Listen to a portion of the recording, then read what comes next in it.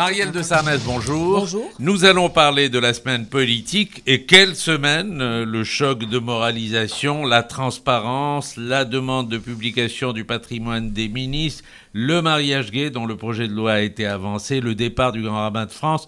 Vous êtes chamboulé comme tout le monde?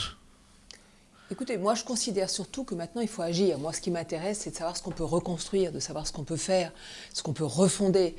Je crois que c'est une crise profonde, tout le monde le sait, économique, sociale, et qui se double au fond par une crise morale et une crise politique. Je crois qu'on est au bout d'un système. Vous savez, Jean Monnet disait « les hommes sont faibles et donc il faut de bonnes institutions ». À cause de la faiblesse des hommes. Eh bien moi, je crois que nos institutions, il faut les changer, il faut les réformer. Je trouve que ce qu'a proposé pour le moment François Hollande ne va pas jusqu'au bout, ne touche pas du tout, au fond, à l'organisation de la vie politique française. Je trouve ça dommageable. Alors, on va parler du patrimoine et de la transparence, qui agite beaucoup tout le monde, sûrement les politiques, sûrement les médias. Ça ne répondra pas en profondeur à la crise du politique d'aujourd'hui. Alors justement, je voulais vous demander, hier dans Le Monde, on a vu le sociologue Pierre Birnbaum s'inquiéter des effets d'une transparence totale. Alors on a bien compris, d'après ce que vous nous dites, que vous aussi, ça vous inquiète. Moi, écoutez, je suis pour la transparence. Je n'ai pas de problème, évidemment, avec ça. Mais je ne pense pas que le seul fait de rendre public les patrimoines va régler la crise politique française. Le raconter, c'est raconter des blagues. Je pense qu'il faut aller beaucoup plus loin. Quel est l'intérêt? Pourquoi on raconte des blagues comme ça? Ça occupe, ça agite, et puis cette espèce de tous ces hommes ou femmes politiques qui vont au plus vite pour faire la dépêche AFP ou pour faire l'info à la télévision ou à la radio, dire donner leur patrimoine. Je dis tout ceci n'a pas de sens. Rendons les patrimoines publics, déposons-les à une haute autorité de déontologie de la vie politique française. C'est une très bonne chose. Que les parlementaires fassent aussi, les élus et les ministres, des déclarations d'intérêt, comme nous faisons nous au Parlement européen. C'est-à-dire que si vous avez un intérêt, par exemple, je ne sais pas, quelqu'un a une action dans une entreprise, au Parlement européen, il le déclare. Et quand on vote dans le domaine concerné par l'entreprise, ce parlementaire, en général, lève la main et dit « je ne prendrai pas part au vote parce que je suis en conflit d'intérêt potentiel ». Donc on a des choses à faire. C'est pas un petit peu rêvé, ça? Non, mais c'est bien. Écoutez, si on le fait au Parlement européen, on doit pouvoir le faire en France. Mais ce que je n'aime pas, c'est qu'au fond, les politiques se saisissent de cette affaire de transparence de patrimoine pour faire des coups de communication. Et là, il y a quelque chose qui me dérange. C'est peut-être aussi un écran de fumée. Il y en a qui disent que c'est un écran de fumée. En tous les cas, si François Hollande pense qu'en faisant la déclaration de patrimoine des politiques, il règle la crise politique en France, il se trompe. Il faut aller beaucoup plus loin et beaucoup plus en profondeur. Alors, en attendant, c'est une demande de publication à la fois des ministres et des élus. Il y a un certain nombre de ministres, d'ailleurs, et Claude Barthelone, le président de l'Assemblée nationale, qui s'inquiète de cette demande. Vous, en tant que députée européenne, vous aurez à le faire également ? Je pense que oui. En tous les cas, moi j'ai déjà fait la dernière fois quand j'étais candidate à la ville de Paris, donc je serai candidate à nouveau et je le ferai à nouveau. J'ai pas de problème. Mais la différence, c'est que bien sûr vous l'avez faite. Tout le monde l'a faite, cette déclaration de patrimoine. Tous les députés l'ont fait en arrivant à l'Assemblée. Non, moi je l'ai faite en le rendant public la dernière fois que j'étais candidate. Vous l'avez rendu public, c'est ça. Parce que maintenant la nouveauté, c'est les médias demandaient que ce patrimoine soit rendu public, donc j'ai rendu ma déclaration publique. Évidemment, je le referai. Mais comment vous dire? Je vous l'ai déjà dit. Imaginez que cette question-là règle tous les problèmes que nous avons avec la vie politique française, ce sera raconter des histoires. À la télévision, le 10 avril, le président Hollande a parlé de lutte implacable contre les dérives de l'argent. Il a parlé de cupidité, de finances occultes. Est-ce qu'il y a là une dérive populiste? Dans le vocabulaire, au moins. Écoutez, moi, comment vous dire c'est très facile de cibler comme ça la finance, l'argent, mais c'est toujours la même idée qu'il y a un bouc émissaire qui est responsable de tous nos problèmes. Et moi, je ne participe pas du tout de ça. Alors évidemment qu'il faut réguler la finance. Qui vous dirait le contraire? Normalement, droite, gauche et centre confondus, on devrait tous être d'accord avec ça. Sur le fait qu'il faut réguler, sur le fait qu'il faut encadrer. Évidemment qu'il faut faire disparaître les paradis fiscaux. Par exemple, Sarkozy avait d'ailleurs dit les paradis fiscaux, c'est fini. Ça serait bien que là, ça finisse vraiment. On voit que c'est possible. Obama a pris de bonnes décisions. Moi, je demande que l'Europe fasse exactement la même chose. Donc, bien sûr qu'il faut réguler, bien sûr qu'il faut encadrer, bien sûr qu'il faut, au fond, apprendre à nos enfants que la finalité dans la vie, ce ne sont pas uniquement les questions d'argent, qu'il y a beaucoup mieux que ça et qu'on peut penser beaucoup plus haut et pour l'intérêt général d'un pays différemment. Et en même temps, vous devriez être content, puisque la moralisation est au cœur du discours du MoDem. François Bayrou a consacré son dernier livre là-dessus, de la vérité en politique. Et Le Monde disait hier, est-ce que c'est l'heure de François Bayrou ? Écoutez, en tous les cas, je ne suis pas contente de la situation. C'est vrai que François Bayrou a placé cette question de la moralisation de la vie publique au cœur, au fond, des propositions qui ont émaillé sa campagne présidentielle et que nous avons relancé aujourd'hui avec notre site, je l'indique à ceux qui nous écoutent ou qui nous regardent, qui s'appelle moralisation.fr, qui est un site citoyen, qui est au fond un site qui fait confiance aux citoyens pour pousser, porter un appel que j'espère, le pouvoir, le gouvernement, le président de la République entendront. Parce que la moralisation, c'est bien sûr la transparence des patrimoines, mais ça doit être, par exemple, pour moi, pour nous, demain, la diminution drastique du nombre de parlementaires. Ça doit être, par exemple, la fin du cumul des mandats. Et tout de suite, pas après-demain. Je veux dire, maintenant, il faut un choc pour que les gens vous refassent confiance. Et moi, je crois profondément quelque chose que ce pays est dans de graves difficultés. Les Français qui nous écoutent ou qui nous regardent le savent bien. On ne redressera pas le pays sans régler cette question de la moralisation de la vie publique. Et donc, on a besoin rapidement, urgemment, de régler la question de la vie publique française, de refaire une vie publique honnête, de refaire une vie publique digne, d'avoir, comme dans les autres grandes démocraties du monde, un Parlement qui est un contre-pouvoir fort, un Parlement, par exemple, qui représente la sensibilité, les différentes sensibilités, la diversité donc de la française. proportionnelle, en gros. Là, donc de la proportionnelle. Il nous faut de la proportionnelle. Évidemment, vous avez deux forces politiques aujourd'hui. On voit ce que ça donne depuis 30 ans. C'est quand même pas formidable, ni sur le plan de la moralisation de la vie publique, ni sur le plan, au fond, de notre économie et de notre capacité, par exemple, à produire et à créer des emplois. Ça veut dire que le Front National entrerait peut-être en grand nombre à l'Assemblée, mais moi, écoutez, je combats le Front National. Et il y a des courants politiques que je combats, mais j'aime autant les combattre dans un hémicycle. Et le centre y serait présent, et au fond, l'ensemble des sensibilités seraient présentes, ce qui obligerait à des débats démocratiques, des confrontations démocratiques,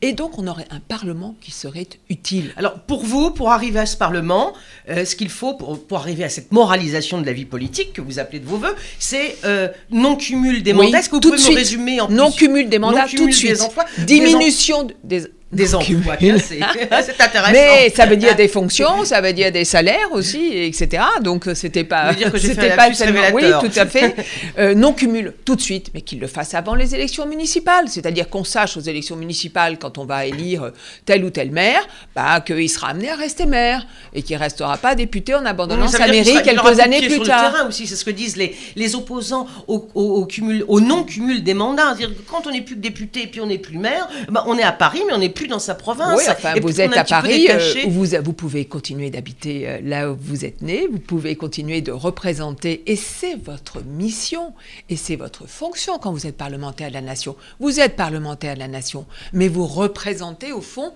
et vous portez les voix de ceux qui vous ont élus. Alors imaginez que un parlementaire qui serait à temps plein parlementaire, qui cumulerait pas de fonctions, qui ferait son job à temps plein, serait pas un meilleur parlementaire, j'aurais du mal à le croire. Évidemment qu'il sera un meilleur parlementaire, ce qui sera plus impliqué. Je crois aussi qu'il faut réduire, passer par exemple à 400 députés et réduire également le nombre de sénateurs. Aujourd'hui, nous avons trop d'élus, trop de parlementaires par rapport aux grandes démocraties du monde. Moi, je préfère moins de parlementaires avec plus de pouvoir et une assemblée qui exerce des contre-pouvoirs. Ça veut dire révolution là. Oui, mais ça veut dire fin des micro-partis aussi. Vous savez qu'il y a plus de 300 micro-partis, c'est-à-dire que chacun, au fond, profite de la loi, profite entre guillemets de la loi sur le financement public en détournant tout cela, au fond, à son profit. Bon, tout ça ne va pas, et moi je crois que si on soumettait ce texte de loi de moralisation de la vie publique au Parlement, il y aurait de bonnes chances pour que les députés, au fond, se le refusent de se l'appliquer à eux-mêmes, et à ce moment-là, il y a une solution, c'est le référendum. Et Jérôme Cahuzac, qu'est-ce qu'il faut faire avec Jérôme Cahuzac, puisque on sait qu'il ne va pas retourner, il ne va pas retourner à l'Assemblée nationale, mais il n'a pas démissionné. Est-ce que ce qu'il a fait relève uniquement de la sphère privée, puisque écoutez, ce qui est intéressant en tous les cas sur ce point du retour à l'Assemblée nationale, c'est qu'avec François Bayrou, nous étions contre la précédente réforme de la Constitution voulue par Sarkozy, qui a inscrit l'automaticité du retour des ministres. Ceci, à mon avis, n'est pas une bonne chose dans le cadre de la Ve République et de nos institutions. Si un ministre sait qu'il a au fond un parachute doré, quoi, un plan B, hein, c'est-à-dire que le lendemain, il redevient automatiquement député, quoi qu'il fasse au gouvernement, bien ou mal, il y a quelque chose qui ne fonctionne pas là-dedans. Et donc moi, je suis pour qu'on revoie aussi cette disposition. Il n'y a aucune raison d'avoir l'automaticité pour ceux qui quittent le gouvernement et redeviendraient automatiquement députés. Et évidemment, quant à Jérôme Cahuzac, je n'imagine pas qu'il revienne à l'Assemblée nationale. Alors, Madame de Sarnez, on a bien compris que vous n'êtes pas tout à fait d'accord avec les mesures qui sont actuellement prônées. Non, je les soutiens, mais je les trouve insuffisantes. Vous les trouvez insuffisantes. Je trouve que ça ne répond pas du tout à la crise, et j'ai peur qu'on agite tout ça. Mais enfin, quand vous dites que ça ne répond pas du tout à la crise, c'est bien que vous n'êtes pas tout à fait d'accord. Je crois que je n'ai pas complètement tort. Je les soutiens, mais je les trouve largement insuffisante. Voilà, alors, j'en arrive à ma question. L'Express, cette semaine, fait sa une sur Monsieur Faible à propos de Monsieur Hollande. Alors, je vous demande tout de go, est-ce que vous croyez qu'il y a un pilote dans l'avion ? Écoutez, je l'espère. Moi, j'ai de la considération pour François Hollande. Je pense que c'est quelqu'un d'intelligent. Je pense que c'est quelqu'un de politique, quelquefois peut-être trop politique. Mais politicien, plus que politique ? Pas dit politicien, mais peut-être quelquefois trop politique. Et je trouve, et ça ne concerne pas seulement lui, quand j'entendais le premier secrétaire aussi du Parti Socialiste hier, je trouve qu'il y a un moment où il faut savoir s'extirper de la petite politique. Mais ça vaut pour tout le monde. Quand un pays est en crise comme la France, c'est pas de la petite politique qu'il faut faire, qu'on soit d'ailleurs dans la majorité ou qu'on soit dans l'opposition. C'est de la grande politique. Il y a de la politique par le haut. C'est-à-dire qu'il faut qu'on redresse notre pays. Et pour redresser le pays, il faut d'abord dire la vérité aux Français sur la situation, assumer la politique que l'on mène et pas mener une politique comme ça, un petit peu cachée, sans oser dire les choses. On doit évidemment réformer ce pays. On doit réformer l'État. On doit réformer nos collectivités locales. On doit réduire, par exemple, le nombre de niveaux de ce millefeuille qui est absolument impossible. Est-ce qu'il a les épaules ? Est-ce que M. Hérault a les épaules ? Je vous dis que moi, je fais partie des gens qui souhaitent que mon pays se sorte des difficultés dans lesquelles il est. Et donc, je veux croire que François Hollande va prendre la mesure de ce qui est à faire. Alors, je vois bien qu'il a des politiques de baisse du déficit, etc. On y reviendra peut-être. Mais il faut qu'il assume cela. Il ne pourra pas continuer, au fond, à essayer de faire les choses sans le dire. Parce que si vous n'assumez pas, vous n'avez pas la confiance des Français pour soutenir votre politique. Quand vous redressez un pays, vous devez mobiliser ce pays, vous devez mobiliser les énergies des habitants de ce pays, y compris des entrepreneurs. Vous ne les mobilisez qu'en assumant la politique courageuse qui est nécessaire. Vous dites qu'on soit dans la majorité ou qu'on soit dans l'opposition, mais on a du mal à situer. Vous trouvez où le modem ? Mais c'est bien du côté de la majorité. C'est bien que vous ayez du mal à nous situer, parce que moi je pense que notre vie politique est hémiplégique. Alors si vous êtes d'un côté ou de l'autre, si vous êtes à l'Assemblée, vous êtes dans l'opposition, tout est nul de la part du gouvernement, et vous soutenez le gouvernement, tout est génial venant du gouvernement, c'est stupide. Vous voyez bien que ça n'a pas de sens. Donc nous sommes un mouvement démocrate au centre de la vie politique française. Nous avons envie que, au fond, le pouvoir réussisse, mais nous sommes exigeants avec ce pouvoir. Nous lui demandons d'agir.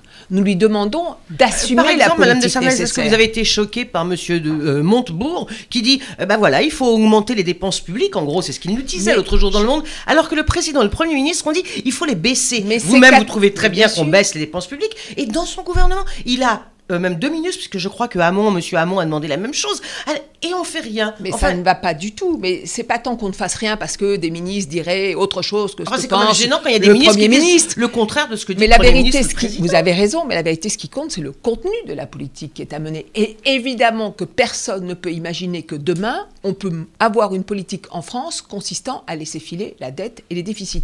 Ceci est absurde. Qu'est-ce qu'il faudrait faire avec les ministres qui prônent ce genre de politique ? Ce qu'il faudrait, c'est assumer la politique de sérieux budgétaire. L'assumer clairement.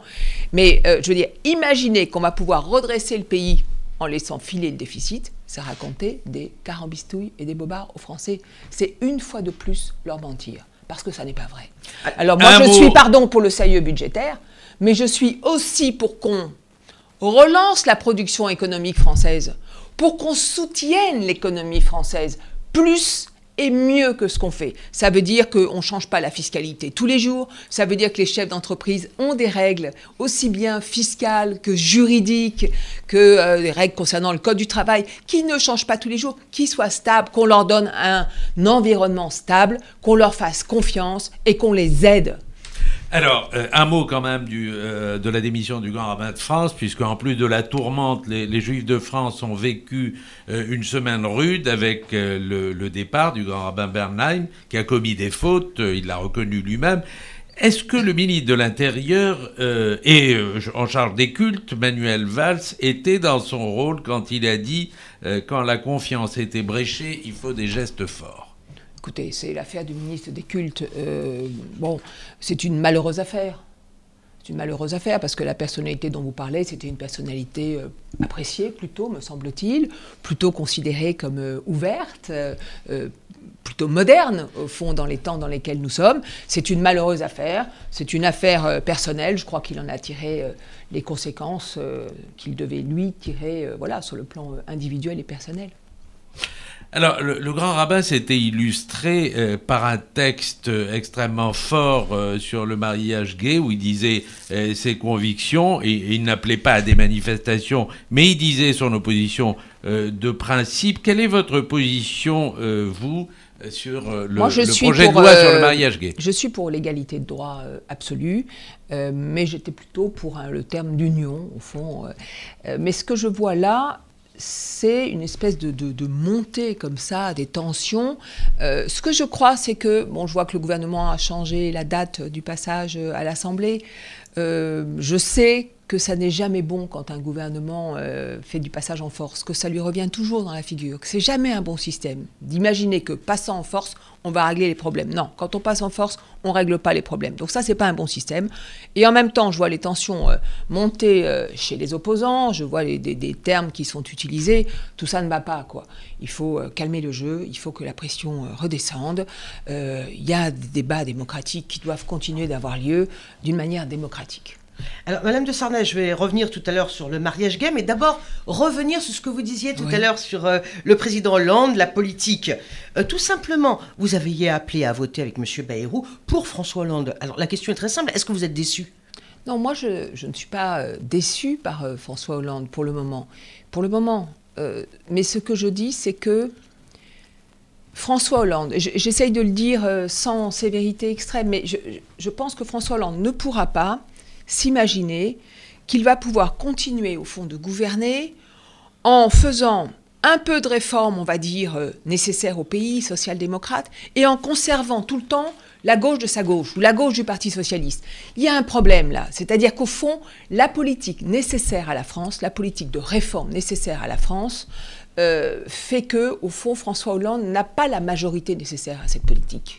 Il mène une politique. Et peut-être que vous pourriez l'aider sans l'assumer clairement, en imaginant qu'il va pouvoir rester comme ça au confluent de ces deux gauches.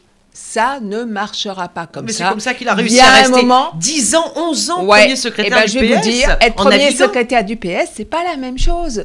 Et le pays, c'est pas la même chose, surtout dans les temps très difficiles dans lesquels nous sommes.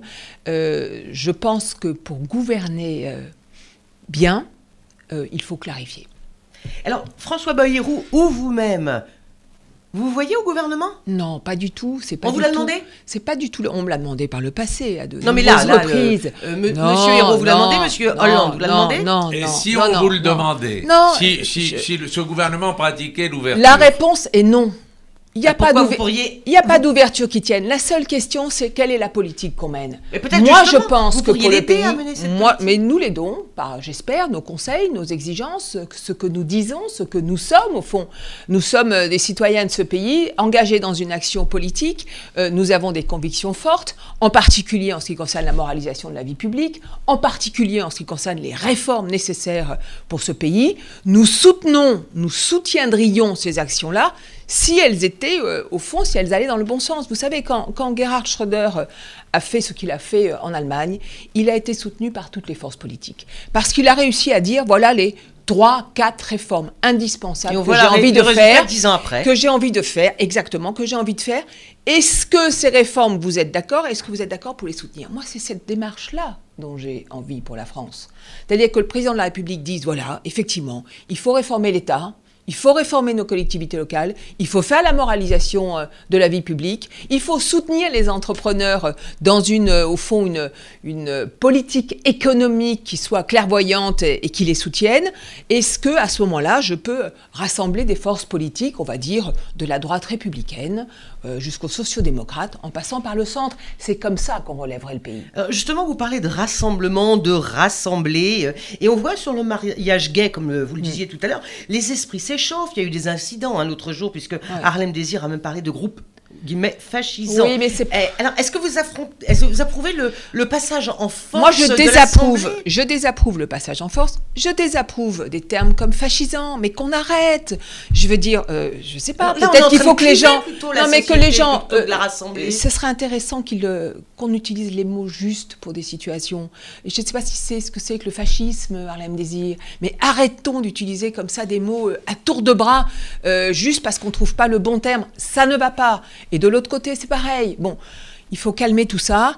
Et au fond, la responsabilité de ceux qui sont aux affaires, comme de ceux qui sont dans l'opposition. Parce que moi, je pense qu'il y a une co-responsabilité en France des forces politiques. C'est comme ça que ça devrait marcher, le pays.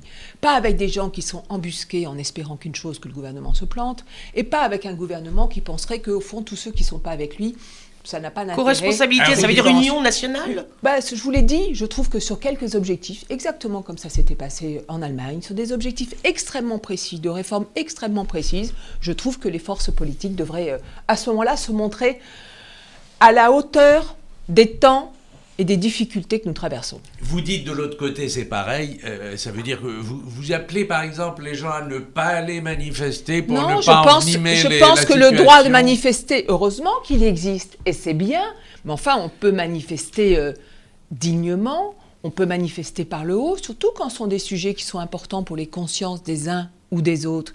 Si ce sont des sujets de conscience, aussi bien pour ceux qui sont pour que pour ceux qui sont contre, bien je trouve qu'il faut une attitude peut-être de responsabilisation plus grande et plus digne. Peut-être on n'a pas beaucoup de temps, là il nous reste quelques minutes. Moi je voudrais bien parler de la mairie de Paris, puisque vous êtes candidate en 2014 au municipal à Paris. Entre Anne Hidalgo et Nathalie Kosciusko-Morizet, bon vous avez peu de chance, je crois que c'est pas... on ne sait pas d'abord. Vous faire de la peine que de le dire, on ne sait pas. On ne sait pas, bon, vous avez raison. Mais en tous les cas, quel est le sens de votre candidature, Madame de Sarnez? Moi je pense qu'il faut à Paris des attitudes nouvelles, des comportements nouveaux et des équipes nouvelles. Je suis très frappée de voir que Paris est une ville, je viens de parler de Rassemblement pour la France, qui se clive de plus en plus, entre les arrondissements dits de droite, les arrondissements dits de gauche. Et je trouve que ceci n'est pas bon pour la ville. Et donc je pense qu'il faut demain un maire de Paris qui soit maire de tous les Parisiens et qui ne soit pas un maire au fond partisan. Je ne pense pas que l'approche partisane pour... impulser, diriger... Une maire, Madame de Sarnez, une maire. Oui, vous dites vous une maire, moi je dis un maire. Bon, après ça, on peut en discuter. On appellera l'Académie française, on verra ce qu'elle nous dit. Mais enfin, les deux se valent. Je suis bien d'accord avec vous. Disons une équipe, en tous les cas. Ça sera mieux, là. Au moins, c'est féminin, forcément. Une équipe nouvelle qui sache, au fond, parler avec les uns et les autres, qui sache aussi se concentrer sur les problèmes les plus chauds, les plus lourds.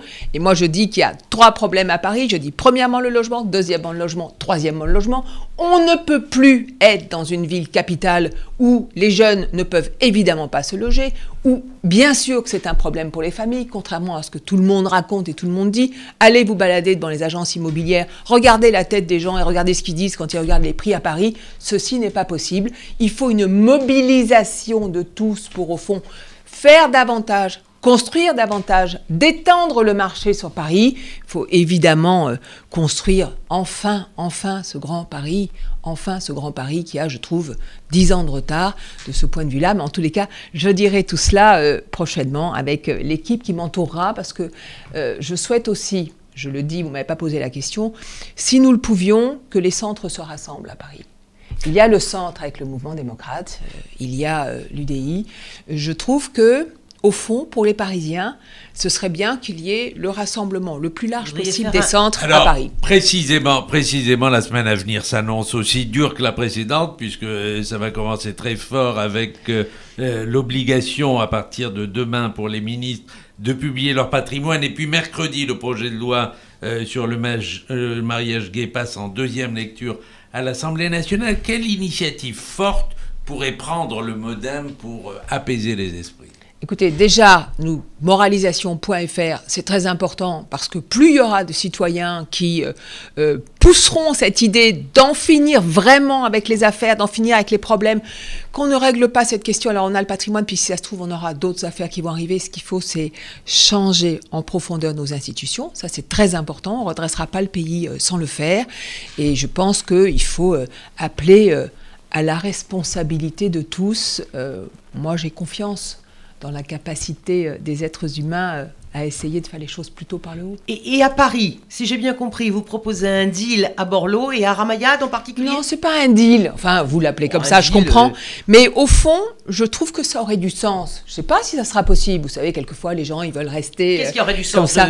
Oui, de rassembler les centres. Le centre droit, ce serait bien, au fond, de faire des équipes. Plus vous êtes rassemblés, plus les idées que vous portez, plus les attitudes nouvelles politiques que vous essayez d'appliquer concrètement sur le terrain auront du poids, auront des forces et seront entendues et seront soutenues par les électeurs.